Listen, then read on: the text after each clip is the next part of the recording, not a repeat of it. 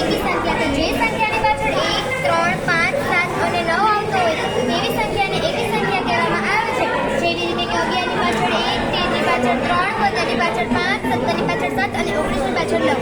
અને હવે આપણે જોઈશું બેકી સંખ્યા. આ છે બેકી સંખ્યા. જે સંખ્યાની પાછળ 2, 4, 6, 8 અને 0 આવતો હોય તેવી સંખ્યાને બેકી સંખ્યા કહેવામાં આવે છે. 12 ની પાછળ 2, 14 ની પાછળ 4, 16 ની પાછળ 6, 18 ની પાછળ 8 અને 20 ની પાછળ 0. એટલે આ હતી આપણી બેકી સંખ્યા. હવે આપણે જોઈએ ચડતો ક્રમ ઉતરતો ક્રમમાં 28 થી મોટા 37 થી એવી રીતના 46, 55, 64, 73 એ આ હતો આપણો ચડતો ક્રમ. હવે આપણે ઉતરતો ક્રમ જોઈએ તો 73 થી નાના, 64 થી નાના, 55 થી નાના, 46 થી નાના, 37 થી નાના, 28 આ હતો આપણે ચડતો ઉતરતો ક્રમ. હવે આપણે જોઈએ 2, 4 અને 8 નો ઘડિયો. આ છે આપણો 2, 4 અને 8 નો ઘડિયો. 2 1 2, 2 2 4, 2 3 6, 2 4 8, 2 5 10 એમ 2 8 20 સુધી છે. હવે આપણે 4 નો ઘડિયો જોઈએ તો 4 1 4, 4 2 8, 4 3 12, 4 એવી રીતના 4 ના ઘડિયામાં એક સંખ્યા મૂકી એક સંખ્યા લેવાની. આ હતો આપણો 4 નો ઘડિયો. હવે આપણે જોઈએ 8 નો ઘડિયો. 8 1 8, 8 2 16, 8 2 24. આમાં અમુકમાં 3 સંખ્યા મૂકવાની, અમુકમાં 2 સંખ્યા મૂકવાની. આ હતો આપણે 2, 4 અને 8 નો ઘડિયો. હવે આપણે જોઈએ 3, 6 અને 9 નો ઘડિયો. આ છે 3, 6 અને 9 નો ઘડિયો. તો 3 1 3, 3 2 6, 3 3 9, 3 4 12 એવી રીતના આપણે 3 નો ઘડિયો પૂર્ણ કરી શકીએ છીએ. હવે આપણે જોઈએ 6 નો ઘડિયો. તો 6 1 6, 6 2 12, 17 18, 26 24 એક સંખ્યા મૂકીને એક સંખ્યા લેતા 6 નો ઘડિયો આપણે જોઈ શકીએ.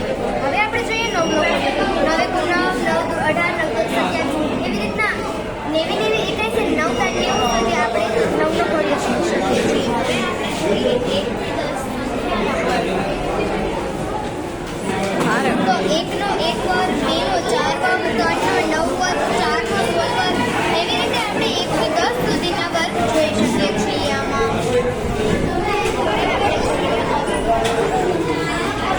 અવિભાજ્ય સંખ્યા એટલે કે જે સંખ્યાને 2 કરતાં વધુ અવયવ ન હોય તેવી સંખ્યાને અવિભાજ્ય સંખ્યા કહેવામાં આવે છે. જેવી રીતે કે 1 નો 1 1 2 એનો બીજો કોઈ અવયવ થતો નથી. 1 2 એના 2 જ અવયવ થાય. આ બધા આપણા અવિભાજ્ય સંખ્યા. તો આ છે આપણી વિભાજ્ય સંખ્યા. તો કે 6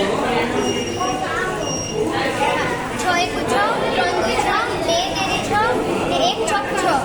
હવે આપણે 8 એટલે કે 8 1 8, 4 2 8, 2 3 4, 2 4 8 ને 1 8 આ આપણી બધી વિભાજ્ય સંખ્યાઓ. હવે આપણે જોઈએ મેજિક મોડલ. જો મેજિક મોડલમાં બાળકોને ઘડિયા ન આવડતા હોય ઘડિયા શીખવાડવા માટે છે. તો આપણે ઉદાહરણ તરીકે 3 એકાનો ઘડિયો લઈએ. તો પહેલા યાદીમાં આપણે 3 સ્ટીક નાખીએ તો 3 એકા 3. હવે બીજી પ્યાલીમાં આપણે સ્ટીક નાખીએ અને એની બાજુની પ્યાલીમાં પણ સ્ટીક નાખીએ તો 3 2 6 એવી રીતે આપણે આખું પૂર્ણ કરી શકીએ છીએ. હવે આપણે આગળ પાછળની સંખ્યા જોઈશું. તો 45 લીધી તો 45 લીધી તો 45 ની આગળની સંખ્યા 44, 45 ની પાછળની સંખ્યા 46 અને 44 અને 46 ની વચ્ચેની સંખ્યા 45.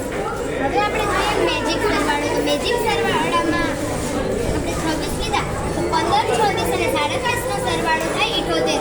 તો 35 26 અને 17 નો સરવાળો 78. જે આ 3 સંખ્યાનો જેટલો સરવાળો થતો હશે તેટલો જ આ 3 સંખ્યાનો સરવાળો થતો હશે. તમને અમારો પ્રોજેક્ટ ગમ્યો હોય સારું. બહુ સરસ બેટા.